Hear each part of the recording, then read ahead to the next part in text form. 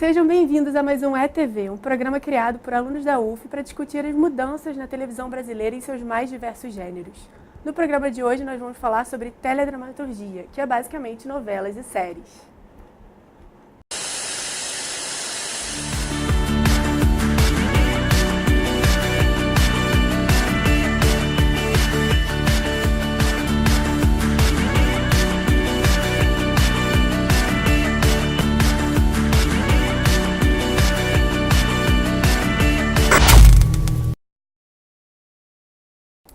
No tema de hoje, nós vamos discutir sobre as mudanças nas novelas brasileiras, o seu histórico, sua estética e toda a relação das novelas com nós, os jovens do século XXI.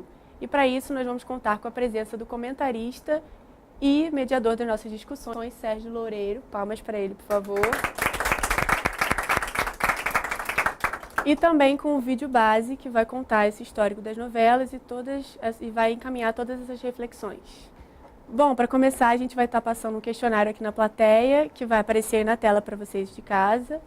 E depois, no final, nós vamos voltar, a produção vai recolher o resultado e nós vamos voltar as discussões para ele.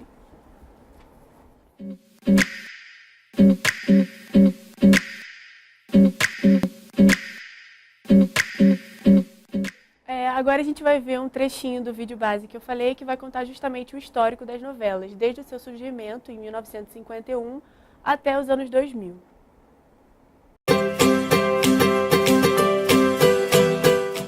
A novela ela veio do rádio, da linguagem radiofônica, em 1941, na Rádio Nacional. Mas só em 1950, com o senhor Assis Chateaubriand, trouxe lá dos Estados Unidos a televisão. Ele comprou 200 aparelhos, espalhou por toda São Paulo e inaugurou, em setembro de 1950, a TV Tupi. E em 51 estreava a primeira telenovela brasileira. E foi nessa novela, chamada Sua Vida Me Pertence, que aconteceu o primeiro beijo da teledramaturgia. E de lá pra cá, as coisas só aumentaram. E aí veio os anos 60. Os anos 60 foram bem marcantes para a teledramaturgia brasileira. Sabe por quê? Porque foi nessa década que as novelas começaram a ser exibidas diariamente. Começou a TV Globo. E a primeira novela produzida pela Globo foi Ilusões Perdidas, com a Leila Diniz que protagonizava. Aquela que lutou pelos direitos das mulheres, ela foi muito sinistra e ela foi a protagonista dessa novela. E a primeira novela das 8 da Globo foi O Ébrio. Vocês querem se divertir um pouco? Foi nos anos 60 também que veio do rádio a novela Direito de Nascer. É o direito de nascer. E vocês sabem que o último capítulo dessa novela foi exibido no Ibirapuera, lá em São Paulo, e aqui no Rio, no Maracanãzinho. Mas também na década de 60 que teve uma grande inovação, que foi a novela Beto Rockefeller. Porque antes, as novelas eram caracterizadas como um produto do público feminino, que apenas as mulheres assistiam, sendo que os homens também gostavam. Mas foi no Beto Rockefeller que eles começaram a atingir mais diretamente esse público. E também o povo brasileiro começou a se enxergar na televisão. Anos 70, novelas fizeram história e tiveram muitas produções. A Globo então estava com seu nível altíssimo. E em 72, um marco de toda a televisão brasileira que teve a mudança de cores. E a primeira novela que mudou foi O Bem Amado, do Odorico Paraguaçu. E essa novela, O Bem Amado, foi a primeira a cores. Nessa década também teve o Rebu.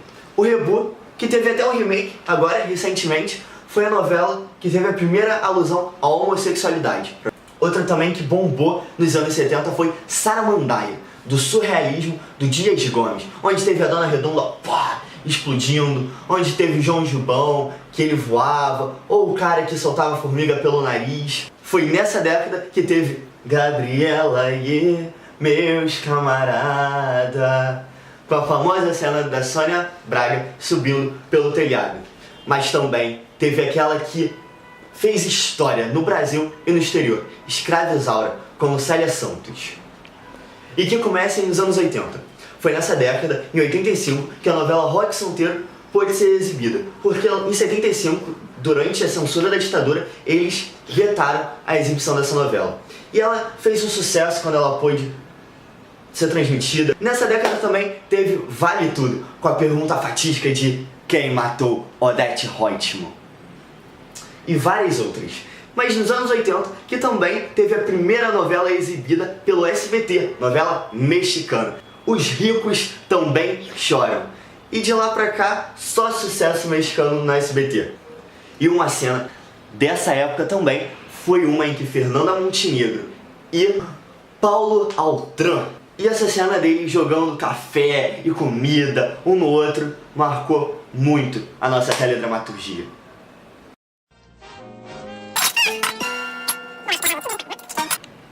Vem comigo nos anos 90.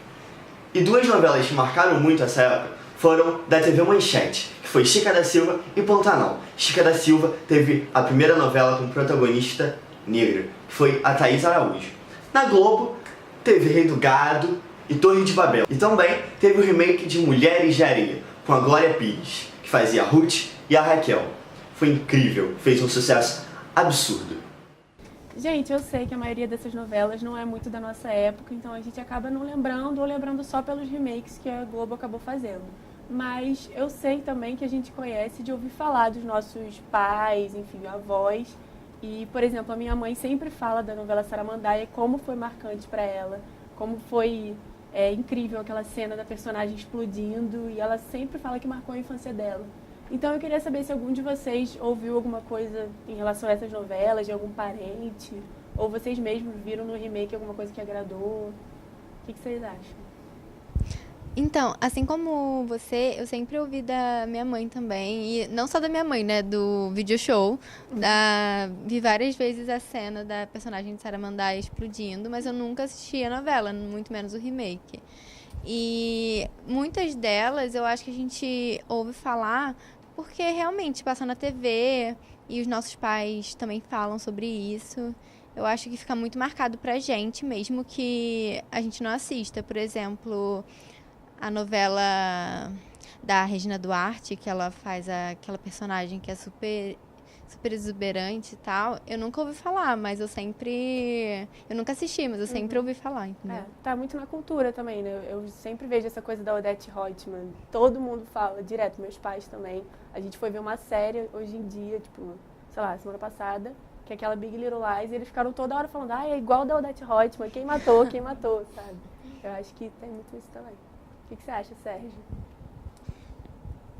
É engraçado que os nomes que a gente falou aqui, todas as novelas que nos remetem, antigas que a gente não conseguiu assistir, por exemplo, Saramandaia, que você falou da sua mãe, a própria novela que você citou, elas remetem à década de 70, que foi a década que a gente pode considerar como os anos de ouro da teledramaturgia brasileira. Foram anos onde você notou uma evolução técnica da televisão em si muito maior, o que proporcionou uma nova possibilidade em você produzir realmente as telenovelas. Por exemplo, você tinha TV colorida, você tinha novas câmeras, você tinha uma nova estética chegando aí do que se produzia também no cinema, então isso era influente. E se você fizer o comparativo dessa época, da década de 70, as produções de telenovelas, com a década de 50, que foi quando surgiu a primeira telenovela, de 51, que veio junto com a televisão, é completamente diferente. Porque no início da telenovela, assim como no início da televisão, os profissionais, os instrumentos, o método de se fazer o trabalho, ele era uma cópia da rádio, é como se fosse uma rádio na televisão. Então, você pode até perceber, os títulos das novelas eram nomes, por exemplo, Amor e Ódio, na TV. Então, explicitava que era uma novela comum na rádio, porém exibida na televisão. Então, você tinha os atores da rádio, o texto era da rádio, daquelas radionovelas muito comum naquela época, com um texto bem remetente às novelas mexicanas. E na década de 70, não. Na década de 70, você já tem as produções de telenovelas inspiradas no cotidiano popular do Brasil. E aí que você fortalece essa criação da cultura popular do brasileiro em consumir telenovelas. Você tem telenovelas que são inspiradas no cotidiano popular E que E inspiram o cotidiano popular também, né? que inspira o cotidiano popular. Eu vi uma pesquisa que falava que nos anos 70 a taxa de natalidade diminuiu muito por conta do impacto das novelas na população, porque era um padrão de família dentro das novelas, que era uma família pequena, consumista, urbana, e acabou que nos anos 70, na época de ouro da novela, como o Sérgio comentou, isso acabou afetando bastante a população e principalmente a taxa de natalidade e o divórcio. As mulheres começaram a ficar mais independentes, querer trabalhar e pediram mais divórcio porque estão mais independentes, né, no geral. E só para acrescentar ainda mais esse pensamento dessa pesquisa, é muito engraçado a gente ver como a gente acha que as novelas não interferem no nosso cotidiano, mas interferem. Porque, por exemplo, você falou desse molde de família. E você molda a narrativa das novelas de uma certa forma para atingir aquele público estratégico. Por exemplo, novela das 6. Geralmente novela de época, conta uma trama dramática, porém um pouco mais leve do que a das 8. Por quê? Para atingir um público de uma faixa etária maior, de uma faixa etária mais alta. E essa é um modo de a gente pensar como realmente interfere-se a novela na nossa vida, influencia. E outras coisas, por exemplo, como o modo de vestir, as roupas, os acessórios, as gírias, que são tendências, que na verdade são bordões dos personagens. Tem muito, assim, não só nas novelas, né, no geral, tem muito essa conversa entre o cotidiano popular e a televisão em si. Então, é muito interessante o que o Sérgio falou. E o que vocês acham, gente? Vocês concordam com ele? Vocês conseguem ver algum outro tipo de impacto na sociedade que vocês veem que pegaram das novelas ou da televisão, enfim? Eu acho que de vez em quando também a TV propõe algumas discussões que a gente vê na sociedade, mas nem sempre elas são bem aceitas. Por exemplo, quando tem algum casal homossexual na novela, de vez em quando isso causa muito debate na sociedade, né? Que fala que a televisão tá querendo mostrar, tipo, tá querendo impor pra gente uma coisa que eles acham certo, sabe? Mas sendo que muitas pessoas da sociedade não entendem que é uma coisa que está acontecendo mesmo, que muitos casais estão se assumindo e a TV está querendo mostrar esse lado. Representar, né? Representatividade dessas pessoas. Exatamente, e muita gente da sociedade acha que isso eles estão impondo. Então eu acho que nem sempre a gente é tão influenciado assim, porque se fosse só para influenciar, todo mundo aceitaria, mas tem gente que não aceita, né, infelizmente. Tem um ponto também sobre isso, que normalmente os autores e a galera da direção, eles costumam fazer um filtro nisso. Essa questão do casal homossexual. Eles não botam a realidade que seria... quantas pessoas na novela deveriam ser um casal sexual? Uma porcentagem pro real, sabe? Eles não botam isso, eles controlam muito isso para não perder mais seu público, né? E porque eles têm medo que muita gente não aceite, tem casal homossexual demais, entendeu? Muita gente tem muito preconceito com isso e eles controlam muito isso, eles têm todo um plano de estudo lá dentro controlando isso. Tipo, o tratamento que eles dão pro casal heterossexual é muito diferente do homossexual, tipo, as cenas de beijo, sexo, enfim, tudo.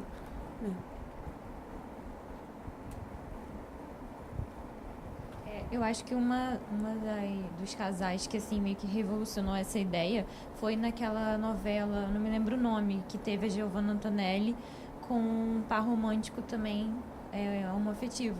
E aquela novela mostrou o casal de uma forma natural, assim, não ficou tipo restringindo cenas. Eu lembro que foi até mostrou beijo, tipo coisa que antes não mostrava, né?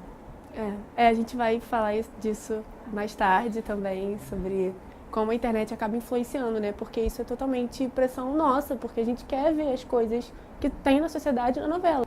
Tipo o beijo do Matheus Solano.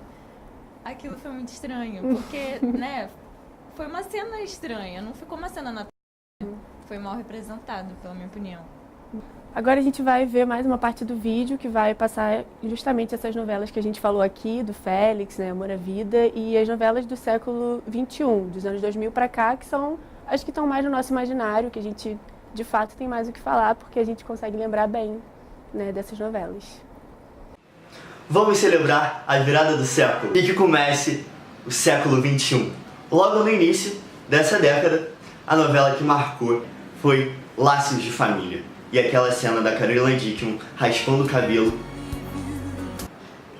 Foi muito emocionante. Foi lá no início também que teve o Cravo e a Rosa, novela do Benedito não, novela do Valcir, inspirada na Megera Domada. O clone que tinha a Jade, o Lucas e esse amor impossível foi sensacional, que teve a Dona Jura com Não é Brinquedo Não e uma belíssima atuação da Débora Falabella com a Mel, uma menina que se drogava, que teve vários problemas com os pais, e eu tenho certeza que você lembra dessa novela. Em 2000 também teve Celebridade e aquela cena da Maria Clara no banheiro com a Laura. Você tem tantos outros feitos admiráveis na vida. Mas vamos começar pelo roubo da minha ideia, que foi o que te trouxe aqui hoje à noite. Tá aqui o meu prêmio pra você. E também Mulheres Apaixonadas, e essa novela foi muito massa. E também Senhora do Destino, com a Nazaré. Eu não posso terminar essa década sem falar de Caminho das Índias. Em 2009, a novela de Glória Pérez foi um sucesso mundial. E essa novela ganhou o Emmy Internacional de Melhor Novela. Nessa década ainda, teve a primeira novela da Globo, protagonizada por uma atriz negra, também a Thaís Araújo. E em 2004, a Record teve um salto na sua produção de teledramaturgia com o remake de Escrava Isaura. E de lá pra cá, tiveram novelas marcantes como Vidas Opostas e Chamas da Vida. E agora, 2010. E como começar essa década sem falar da principal, da que todo mundo adora, que todo mundo ama? Cara, a Avenida Brasil foi um sucesso tremendo, que hoje ela ultrapassa todas as novelas mais vendidas para o exterior. Foram 130 países que tiveram a Avenida Brasil em sua grade. E quem não se lembra da Carminha, da Emina, do Tufão? Cara, sinceramente, a Adriana Esteves deu um show. E o último capítulo de Avenida Brasil, o Brasil parou, literalmente. Me serve, vadia, me serve! Nunca você ouviu bem! Nunca! Nesse dia, o Jornal Nacional falou de Avenida Brasil. E depois da novela, o Globo Repórter fez um especial de Avenida Brasil. A novela fez tanto sucesso que até hoje ela é falada em outros países. E nessa década também teve Cheias de Charme, uma novela das 7 que marcou a interatividade entre mídias, onde o clipe das Empreguetes foi lançado na internet. E a gente não pode falar da década atual sem lembrar disso, do marco do digital, onde memes são criados, onde fóruns de discussão são feitos na internet para assistir novela. Antes, uma coisa que você assistia sozinho na sua casa, hoje você compartilha com todo mundo. Recentemente, uma outra novela que inovou foi Verdades Secretas. Ô, menina, você é louca? Tá, a gente vai Chama a polícia pra essas meninas aqui, meu! Ô! Menina, não falei pra você sair fora? Um grande passo que aconteceu agora foi o primeiro beijo gay numa novela da Globo, em Amor à Vida, onde os personagens do Matheus Solano e do Thiago Fragoso dão um beijo em prol do amor, em prol da liberdade. E a Record teve um boom em sua programação com a novela bíblica Os 10 Mandamentos, que conseguiu índices de audiência nem pensados pela emissora, que conseguiram bater índices da própria Globo.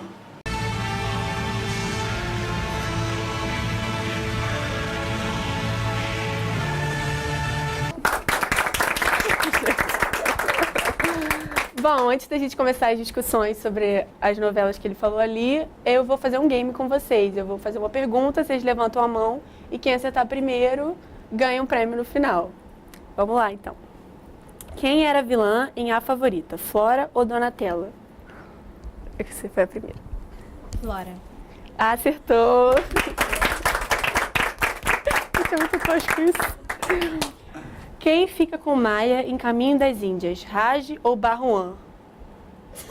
Ai, gente, acho que foi você. Você, mãe. Ela?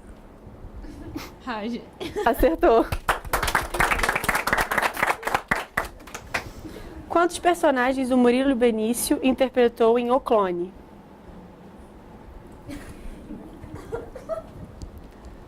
Dois. Errou. Foram 3 personagens, gente. Ele, o clone e o gêmeo.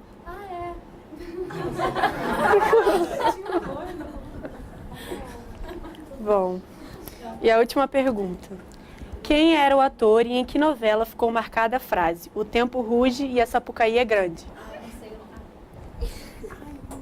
José Wilker em Senhora do Destino. Aê! Gente, parece que essas novelas estão mais no nosso repertório, no nosso imaginário do que a gente pensava, né? E aí elas marcaram bastante a gente, pelo visto. Então, aproveitando que a gente está mais nessa área que a gente conhece, né, as novelas que a gente lembra, o que você acha, Sérgio, sobre esse impacto das novelas na sociedade, nos jovens? Eu acho assunto interessante a gente falar sobre isso. Ainda mais depois da discussão que a gente teve, principalmente aqui anteriormente, quando vocês falaram sobre que sociedade as novelas procuram retratar. Que tipo de beijo gay a gente quer? E por que beijo gay? Por que não normatizar um casal homoafetivo? Então, é assim que se vai evoluindo as telenovelas. Porque quando eu disse que na década de 70 elas passaram a tratar do cotidiano brasileiro, que cotidiano é esse? Então, a partir de 2000, 2010, nós vemos uma pluralidade de cotidianos sendo representados. E aí, é aquela questão, essa via é uma via de mão dupla. Ao mesmo tempo que a sociedade interfere nas produções, as produções interferem nas sociedades. Ou vocês não acham isso? Eu acho que tem novelas muito antigas que já falam de questões atuais há muitos anos. Por exemplo, eu vi a reprise que teve do Rei do Gado e na época que eu estava assistindo, eu notava várias questões da sociedade, como do latifúndio, questões políticas, várias coisas que ainda não tinham sido resolvidas hoje em dia, sabe? É uma questão muito difícil, porque eu acho que a televisão ainda não influenciou tanto assim a esse ponto. Entendi. Eu acho que uma novela que pegou bem a sociedade, levou a sociedade para a TV foi Das Empreguetes, porque assim retratava três jovens que eram empregadas e assim a gente não vê muitas empregadas como personagens principais de uma novela. Então eu acho que trouxe a discussão, mas ainda assim nos moldes da TV, né? Porque também eu acho que eles não vão fazer essa mudança tão radicalmente, mas eu já acho que foi uma coisa bem legal de trazer mulheres de baixa renda que tomaram controle da vida delas e meio que assim, Cresceram na vida. que cresceram na vida, apesar de terem uma origem muito humilde, sabe? Nessa época da novela Das Empreguetes, de uma certa forma aconteceu uma mudança na sociedade por conta da novela, que foi a PEC das domésticas, se eu não me engano, naquela época. Teve muita base na novela, porque a novela meio que denunciou e criticou esse assunto de uma forma bem profunda. Mostrou 3 perfis diferentes de pessoas que trabalham como domésticas, né? E deu para representar bem. E além da diversidade dos perfis, retratou bem a relação de patrão e empregado.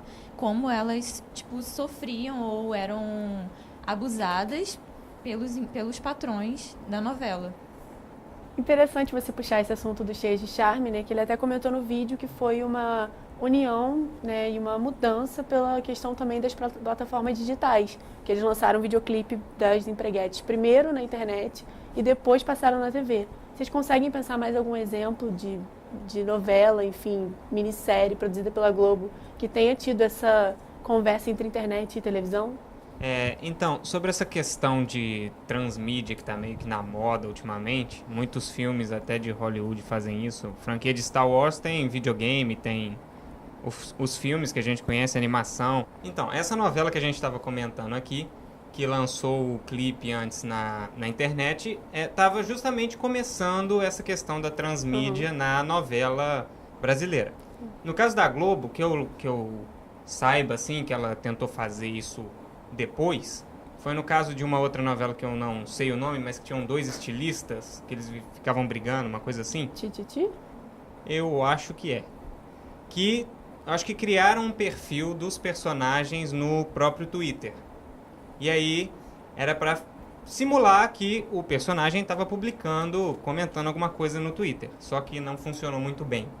Até onde eu sei, o pessoal que assistia a novela falava: o cara não tá com o telefone, então não tem como ele tá postando isso aqui agora. Enfim. Aí eles tentaram ajustar isso depois.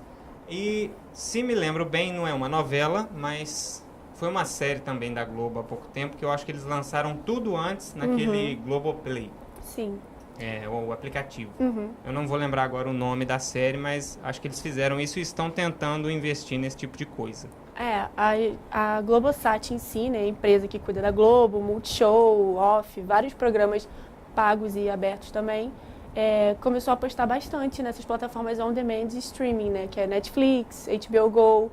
Eles perceberam que esse é o futuro e é de fato que a gente assiste mais, né? A gente vê Netflix, a gente pega o HBO Go, enfim.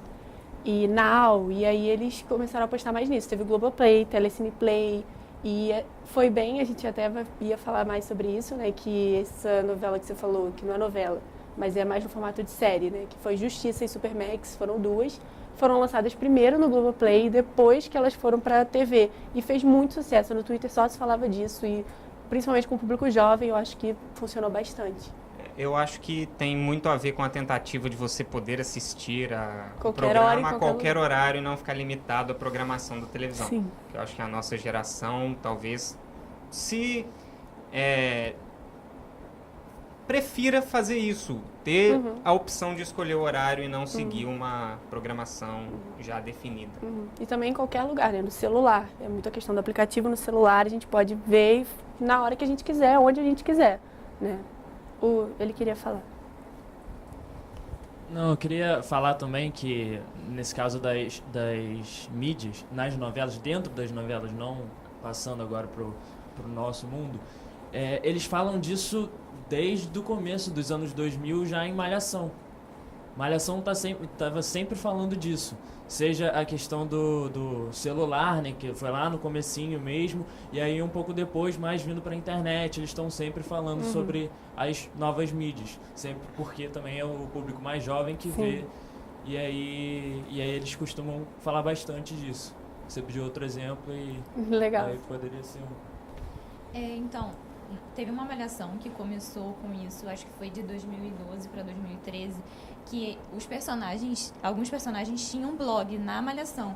E na plataforma da Globo na internet tinha as páginas dos personagens e eles postavam como se, assim, uma forma muito interativa, como se fosse real o blog deles. Então os atores, eles encenavam também essa parte da vida real no blog na internet. E era muito maneiro. É porque isso me fez lembrar, porque agora tem uma novela no SBT, eles pegaram essa franquia de novelas infantis, e na verdade eu acho que é a única emissora que faz esse tipo de coisa, assim como a Record tem as novelas bíblicas dela. Nessa novela atual, acredito que tem uma personagem que é blogueira ou youtuber, e eles criaram o próprio canal dela de verdade, da personagem no YouTube, para quem gosta da novela poder acessar e ver. A gente acabou focando bastante na Globo, né? Que produz bastante novela e tem a maior índice de audiência. Mas vocês conseguem lembrar de alguma outra rede, ou paga, ou aberta, que tenha tido produção de novela, assim, relevante? Como mostrado no próprio vídeo, apresentado no vídeo base, as emissoras tiveram suas fases, vamos por assim. A SBT teve aquela época que ela importou muita novela mexicana, então todo mundo, quando não queria uma novela brasileira, vamos por assim, era SBT. E fez muito sucesso, principalmente na década de 90, assim, 80. Mas é aquilo, a SBT basicamente viveu daquilo. Posteriormente, agora nos anos atuais, tivemos algumas produções infantis, como o Mico pontuou, que foi Carrossel, Carinha de Anjo. São novelas que realmente têm conseguido levantar uma audiência do SBT. A Record, ela, durante um bom tempo, ela não tinha grandes produções, assim, não tinha grande visibilidade na teledramaturgia. Porém, com a virada do século, no início dos anos 2000, 2005, ela vem com várias novelas que realmente competiam, inclusive, no Ibope com as novelas da Globo. Teve Mutantes, teve essas novelas agora de cunho mais evangélico. Então são novelas que realmente conseguem combater ou competir às novelas da Globo, que são as mais tradicionalmente conhecidas e famosas e premiadas até. Essas novelas da Record trouxeram muito uma característica de efeito especial. Desde Mutantes até essas novelas mais evangélicas, que tem sempre um efeito especial e é muito diferente, porque você não vê na Globo isso, né? Em outras emissoras não vê. E tinha isso na novela Saramandaia, tanto que foi uma coisa muito marcante, né, para a época, os efeitos especiais. Falando também de transmídia, eu lembrei agora, a Record, ela também tentou passar a novela, essa última, 10 Mandamentos, para outras plataformas. O teatro, teve um musical de 10 Mandamentos, o cinema. Então, eu acho que a tendência são as emissoras investirem mais na transmídia, né? E atingir os públicos. Então, acho que essa é a tendência da TV brasileira atualmente. Inclusive, para terminar, como assim, para fechar o comentário delas, é interessante porque hoje em dia a gente não assiste mais contemplativo como a gente assistia antigamente. A gente tem a famigerada segunda tela. Ela é chamada de smartphone, porque aí hoje em dia a gente não fica lá mais vidrado na tela. Então hoje em dia a gente tem que as novelas competem com os celulares e com as séries também. E percebeu-se uma queda na audiência das novelas em prol da chegada das narrativas seriadas americanas. E o que é que tem que se fazer? Tem que se mudar o formato, a narrativa, o discurso, o roteiro, tudo para reinventar essas novelas. É isso que aconteceu no século XXI nas novelas brasileiras. Para encerrar com isso que o Sérgio falou, a gente vai trazer um comentário de um professor daqui da UF, que ele é escritor, jornalista e ex-diretor de conteúdo da Globo, acerca realmente das tendências agora das novelas, das séries e das emissoras no geral no Brasil. Com a chegada dos seriados americanos, a difusão dos seriados americanos com streaming, com TV a cabo, a gente vê uma mudança na linguagem da telenovela brasileira. Número 1, no número de cenas. A gente tem cada vez mais cenas e cenas mais curtas. A gente tinha antigamente, em média, 40, 35 cenas por capítulo de novela das 9, por exemplo. Hoje a gente tem, em média, 70 cenas, 65 cenas. Você vê que dobrou o número de cenas. Então são cenas mais rápidas e o público ele consome essas cenas com muito mais avidez. Segunda consequência, você não tem mais só a trama horizontal, aquele arco horizontal que levava a telenovela. Você tem a inserção de arcos verticais sobre os personagens que fazem janelas de interação e correção do chamado misbehavior, do comportamento dominante de cada personagem, que acaba virando um tema específico, uma trama paralela específica de cada narrativa. E terceiro, e na minha opinião o mais importante, é que as narrativas longas vão perdendo um pouco de fôlego para essas narrativas curtas, principalmente com o advento do streaming. Então isso também acostuma o telespectador para um outro olhar, influencia inclusive o próprio seriado. Você não precisa ter só aquele seriado com episódios únicos, que se resolve no próprio episódio. Você tem também seriados com um grande arco horizontal, que seriam, a princípio, a linguagem de telenovela, como é o caso de House of Cards, que um seriado, um episódio, tem um gancho para o episódio seguinte. Então são basicamente essas três mudanças, essas três influências que vão acabar convergindo para uma linguagem que vai cada vez mais encurtar o tamanho das novelas e cada vez mais alongar o tamanho dos seriados. Vamos ter uma convergência de linguagens aí. Bom, para encerrar, como foi muito bem colocado pelo Felipe Pena, e depois de todo o nosso programa, eu queria saber se vocês têm algum comentário sobre tudo que a gente falou aqui, alguma... A gente acaba falando muito sobre a Rede Globo, né? Porque, principalmente pela quantidade das novelas e pela importância que ela tem na influência. Mas, curiosamente, eu acho que uma das novelas que mais marcou a minha geração, pelo menos essa é a percepção que eu tenho, é uma novela mexicana, exibida pelo SBT, que é Rebelde, né? Que eu acho que tem uma influência muito grande na nossa geração. E ela acabou transbordando a tela, né? E se tornando uma banda e fazendo muito sucesso com isso também. Essa é um pouco da relação, não da transmídia, né? Mas de passar um pouco, de deixar de ser só uma novela, se tornar uma banda e fazer sucesso também. Teve a questão das músicas, né? Que todo mundo lembra, e todo mundo lembra dos personagens. Ficou bem marcado mesmo. Eu gostei do seu comentário.